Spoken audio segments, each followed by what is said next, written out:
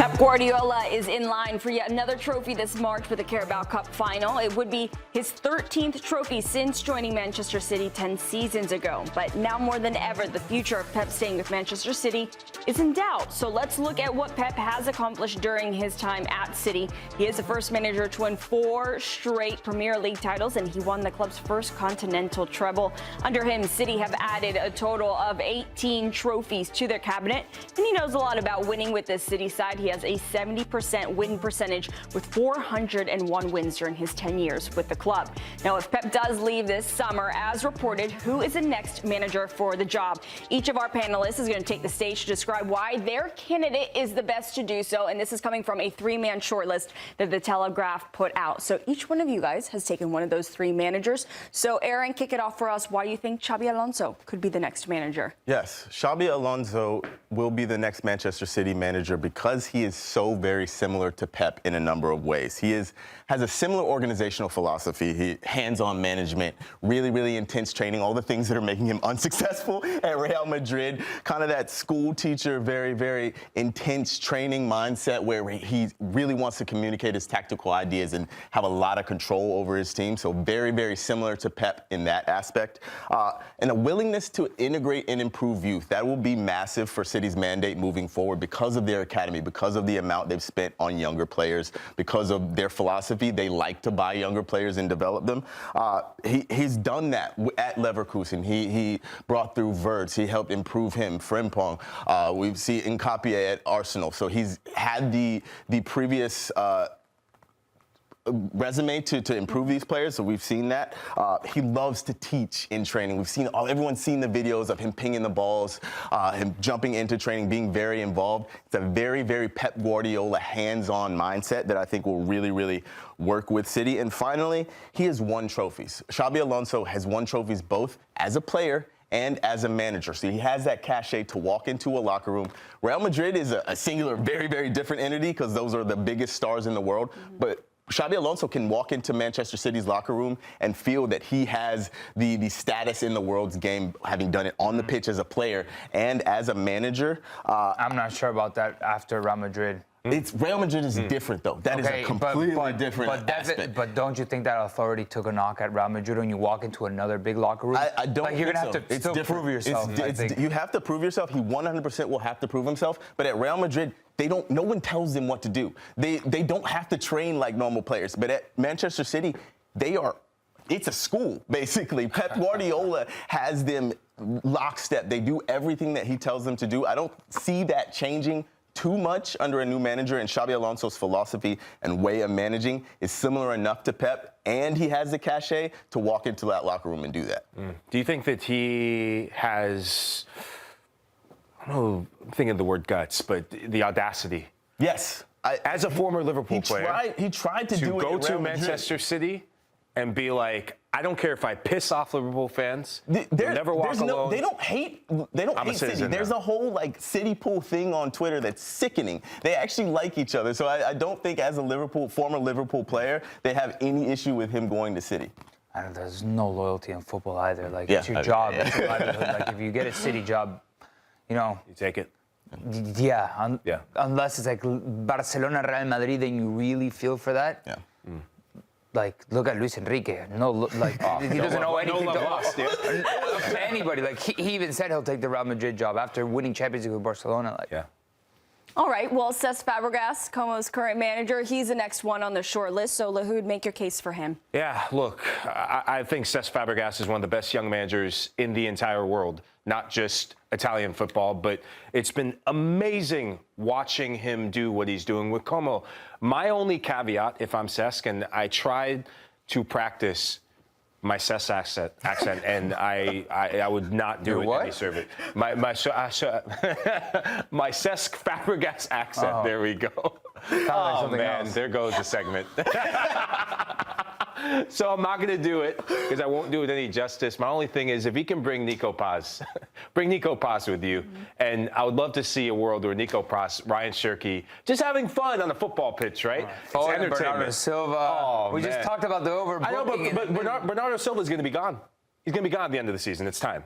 His legs are gone, the body's gone. He's been a great servant. I just want to see something a little bit more in the evolution of it. But, you know, in all reality, I think that Cesc Fàbregas will end up in the Premier League at some point. It's going to be the ultimate landing spot between the Premier League or Barcelona eventually. That is going to be the pinnacle of his career. I think that he is going to have that time. I just don't know if it's now. Right? I just don't know. I just think that this opportunity with Manchester City just comes a potential season too soon. But if you're Cesc Fàbregas and say you take Como, and Como is right there in the pecking order for possibly Champions League football, man, what else do you have to prove with Como, right? So the ambition of Pep, or Cesc, is what I'm interested to see where that leads him. And look, if City come knocking, why not? 2027, say Pep stays, and then 2027, at the end of the season, he's gone? Why not City? Well, Nico, the last person on the short list, Enzo Maresca, state your case for why he could step up into Pep's place next year. Someone with a little bit more Premier League experience. I think the three candidates that we spoke about are very Pep-coded, right? And if these really are the main candidates that City are looking for, they are looking for a next iteration or a branch of Pep Guardiolism. I'm trying to think of Manchester City pre-Pep that were also still successful, by the way, winning Premier League titles and competing in the Champions League. Remember, Pellegrini took them to a Champions League semi-final, the furthest they had ever been in the Champions League. And then came Pep, and then came all the success. So Maresca, none of the managers that we mentioned have the experience of 100%. nor Mancini, nor Pellegrini. But when talking about walking into a dressing room, commanding a little bit more of that respect, understanding how a Premier League dressing room works, that can work with youth, I think Maresca ticks a lot of those boxes. I think Xabi Alonso's credibility in a big dressing room, for as important as a figure as he is in the world of football, I think it took a hit. And I think the first I think it hurt that era at Real Madrid, those 6 months plus at Real Madrid. The moment there's any sort of doubt, it's like, this guy wasn't cut out enough to be at Manchester City, at Real Madrid. Like, what's he going to tell me how to, anything goes wrong. And I can guarantee you the follow-up act to Pep will go wrong. Maresca has dealt with adversity a little bit more. At Chelsea, he's won. At Chelsea, he's won Club World Cup. He played the best team in the world off the pitch. I think that's worth something.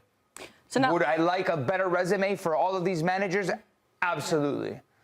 So out of the three, all three of you stated a case. Who do you actually think will be the manager, though? Rapid fire here. If I had to pick from the three, Maresca for me. Maresca, all three of you. I couldn't even say sex. Name right. So that tells you Enzo Maresca. Yeah. I think Cesc is a gamble to me because he's had one job, right? And it's, I don't know. I think. Is there a better person, though, that's not listed in this short list that you think whose name should have been on it? Or one that's not highly linked that you really think should be? There is one manager, and I said it a couple weeks ago, right? Vincent Kompany. I think Vincent Kompany. You think he'd leave Bayern? He's got a contract. He just signed a contract extension, right? Within the last 6 months. Yeah. But he has Manchester City DNA. If we're talking Pep, and after he's won everything, right? After he's won the treble with Bayern this season. Relax. And then they go on to keep winning treble. No, they go on to keep winning trophies. I would love to see Vincent Kompany one day manage Manchester City. I think he's building something. He's building a resume. No one gave him a chance. None of us gave him a chance in hell to be doing what he's doing. He's managing massive personalities. He's just getting the best out of every player that's in that Bayern dressing room. He's turned Michael Olise into a world-class player. I mean, if you're a City player, if you're Ryan Cherky, I'd want to play for Vincent Kompany. Yeah. Anyone? Nico, you look like you were thinking hard. The best managers in the world with experience are all taken. Yeah. Or not wanting to work. Like Jurgen Klopp is one of those guys, but he's not going to take the City job, right? Yeah. So Ancelotti's gone. Luis Enrique's elsewhere. Like everyone is taken, and I feel like a job like this, you need somebody with a big CV. As experimental as they are, Iraola would be super interesting at Manchester City. All of these young managers that are starting to dip their feet and are very tactically complex. Do you think City waits until after the World Cup, though, to potentially hire? Because you never know what happens there. It depends on how Pep Guardiola's press conferences keep going. If they start to devolve, we might change this a little quickly. Thanks for watching this video from Morning Footy. For all news and insights regarding leagues around the world like EFL, Serie A, and all UEFA competitions, both men's and women's, don't forget to sign up for Paramount+.